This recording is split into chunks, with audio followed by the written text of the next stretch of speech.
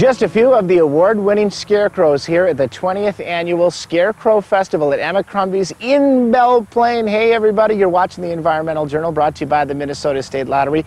We are at Abercrombie's right off of 169, and the tradition continues of scarecrows out here. And here to tell us a little more is Jennifer Ackerlin, everybody. Hi Jennifer, first of all, let me congratulate you on 20 years of scarecrow festivities. Thank you. What is it all about? It's about fall family fun. Children and adults make scarecrows. They've entered them into our contest. We give away $5,000 in cash prizes.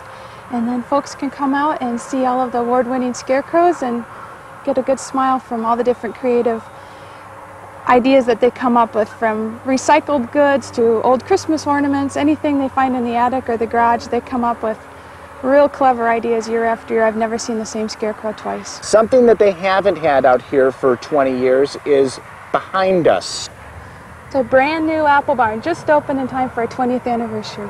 How exciting. What goes on in the apple barn? We have lots of gifts and apple bakery goods, from apple pie, caramel apples, apple fritters. And there's a few other activities to do out here. Tell us about those. Well, of course, we've got pumpkins galore and camel rides, pony rides, friendly farm animals. And you have an orchard, apples? Oh, yes, we have apples, yes. That's our main. This just in, they have apples out here at Abercrombie's. Thank you very much. Yes, thank you. And before I let you go, can I compliment you on your lovely outfit? Oh, thank you. You really look great. Thank Very you. fall harvest. And there's a reason I'm complimenting you on her clothes. It's because clothing is the subject of our next feature on the Environmental Journal, and this one is about recycling clothing. Yeah, check it out. Dawn Urich is done using some of her clothing. She's donating them in the hopes that they're used again. We think it's a good thing for the environment. It keeps clothing out of the landfills.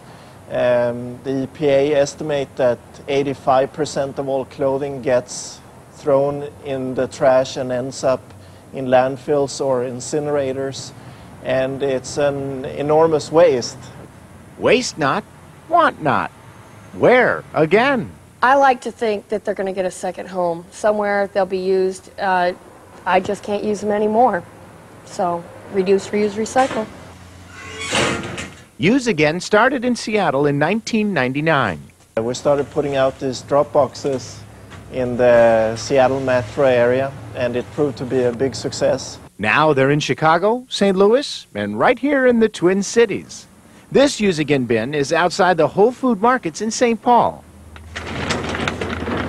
The clothes that are collected are resold to thrift stores and also shipped to developing countries in Africa and Latin America. I've seen firsthand the need for clothing and also the good social and economic effects it has in a developing country, because the clothing is very cheap. We recycle aluminum, glass, plastic, even food. So why not clothing? Clothing is a commodity that doesn't require any processing. Most of it can just be reused as it is.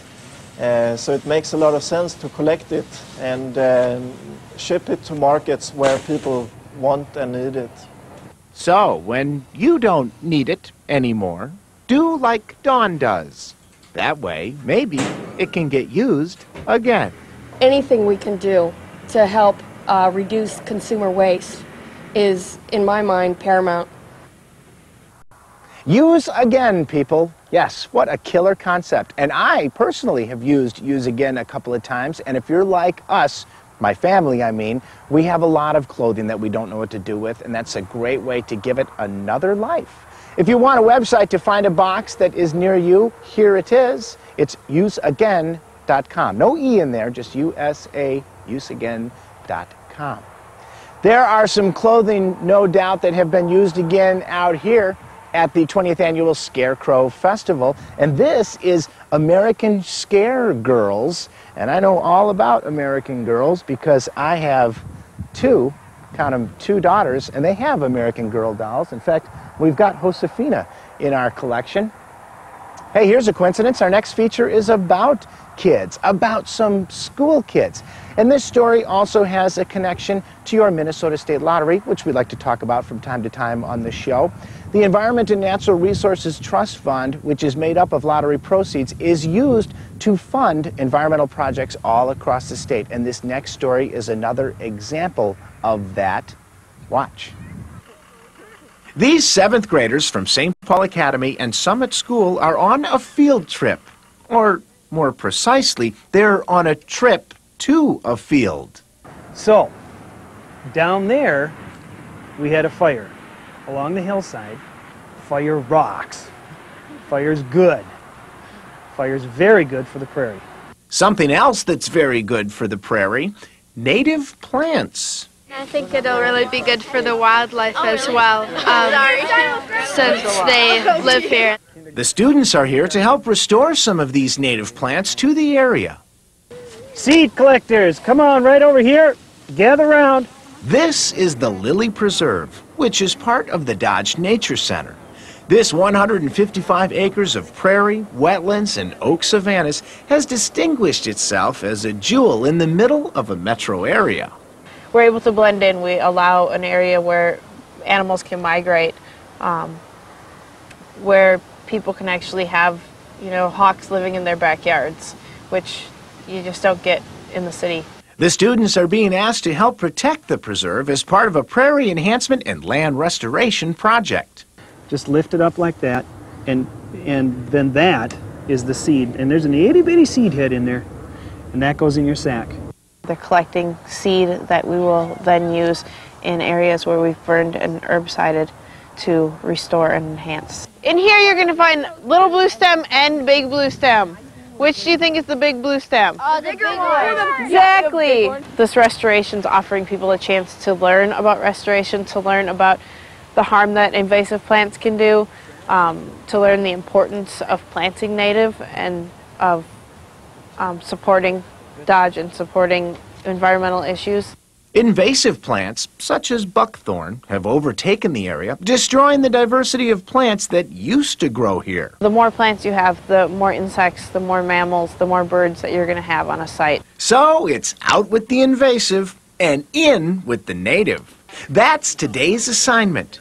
But organizers also hope to be planting seeds of their own in the hearts and minds of the students. In order for them to really appreciate the land, they've got to get on the land, they've got to be a part of the land, they've got to experience the land, they've got to walk around on the land.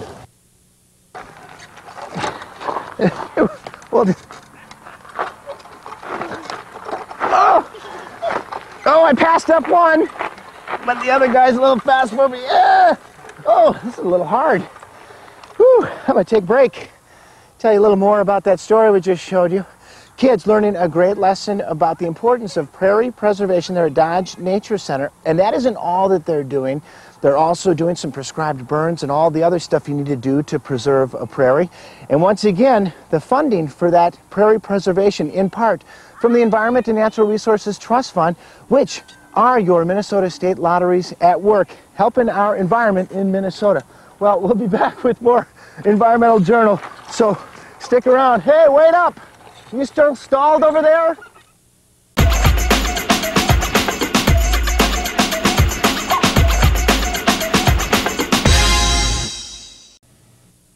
Hi, I'm Greg Olson with Critters & Company, and this is Butler, our blue and gold macaw, and you're watching the Environmental Journal. Is that your favorite show, Butler? Ah, mine too. Hey, welcome back everybody to the Environmental Journal. We are hanging out at Emma Crumby's. It's the 20th annual Scarecrow Festival, and it is a lot of fun to come and see all the scarecrows, and it is especially fun to see the ones that won first prize, like my buddy here, Woody the Weatherman. Look at that. It's even on a swivel. It's a weather vane, and he's got a few other bells and whistles, like a rain gauge for a pipe, and he's even got a temperature gauge there. And what does it say, Woody? It's just about 100 degrees out? I don't think so. Well, that is pretty accurate, because like most weathermen, not the most accurate. Okay, well, as you can see, there's some incredible craftsmanship out here at the Scarecrow Festival. And our next story is another example of craftsmanship. Check this out. Long-kept traditions are guided historical tours of the way it was. Whether you carefully select the right tree to fell and haul it out of the forest with a team of horses, study the workings and riding techniques for antiquated snowmobiles, or gather for a game of baseball played under the rules set forth in 1880, often the best view of our past comes from what people are doing in the present. In a small workshop in Evansville, Minnesota, you'll find a duck decoy business doing its part to keep with tradition. There's something about a hand-carved bird that when you hold it in your hands, it represents something. There's a quality there that you don't find in the mass-produced type of variety of decoys that are available in most sporting goods stores. Jim Burkett and his friend Stan Ballgard started their decoy business out of a love for the outdoors, instilled in them by both of their families. I was fortunate in that my grandfather was a great sportsman and hunter, and he conveyed his interest to me along with his respect for the waterfowl and his respect for the tools of waterfowling, including decoys. Keeping with family tradition and producing an affordable alternative to historical hand-carved decoys isn't all Autumn Wings sets its sights on. A portion of the proceeds from every sale of Autumn Wings decoys goes back to the conservation organization designated by our customer. The money that they raise goes to conservation efforts, wetland conservation, wetland enhancement here in Minnesota, which is real crucial to the future of the waterfowl, ducks and geese. Any chance of hunting to continue is going to be dependent on the success of these conservation efforts. Autumn Wings understands that for the hunting lands of the past and present to be productive in the future, every extra effort will help. The future of waterfowling depends on sportsmen supporting conservation efforts. There is a certain lure to these decoys that Stan, Autumn Wings painter and carver, creates. From the color-matched plumes to the physical posturing of the duck, Autumn Wings creates a product that can be admired in a den as easily as it can in a blind. Decoys are designed to be working decoys. They're so well done and attractive that quite a few of our customers are non-hunters, and the product does end up on the mantle rather than out in the lake during hunting season. And that's fine with us. We're happy to meet that need as well. That's how they make them at Autumn Wings in Evansville, Minnesota. And if you would like more information about that place and how to get a decoy of your own, here is a website for you, autumnwings.com. Quite a bit of creativity went into a lot of these scarecrows here at the Scarecrow Festival at Emma Crumby's, and I was admiring this one right here, Cobb the Builder. And obviously it is a takeoff of Bob the Builder. And I don't really know how authentic this is. It would be great to get a second opinion. Oh, hey, wait a minute. Look, this is very convenient. This, everybody, is Robin the Builder. They're still finishing some of the work on the big brand new building that we showed you earlier. How you doing, Robin? Good. Good to see you. So, what do you think? Well, he's got the authentic hard hat. Yes. Tool belt. Chainsaw. Chainsaw? I don't know. I noticed you're not carrying a chainsaw. Where's yours? We use a skill saw. Yours is in the shop. Try to be a little neater than that. That's kind of fun, huh? What do you think of these scarecrows? Quite a different array of them. A lot of imagination went into all of them. Yeah, definitely. I'm kind of surprised that there's this many. Yeah, well, a lot of prize money at stake. I suppose that brings out a lot of entries that way. Do you get to take a little break while you're building on the big building? Do you get to look at some of these? We haven't taken the time to do that yet. Before we were done, we'll probably have to walk through and take a look at them all. Well, I'm glad I pulled you away. So what do you think? Cobb the Builder, could you put him to work? I don't know if he'd get much work done. He's kind of a small guy. Yes, he is. Hey, thanks a lot. Yeah, thank you. Take care. Yep. Appreciate that. This Scarecrow Festival is going on through this weekend, so get out here if you want to check out scarecrows like Cobb the Builder here. Emma Crumby's, where we have really thoroughly enjoyed ourselves. And that's it for this edition of the Environmental Journal, brought to you each and every week by your Minnesota State Lottery.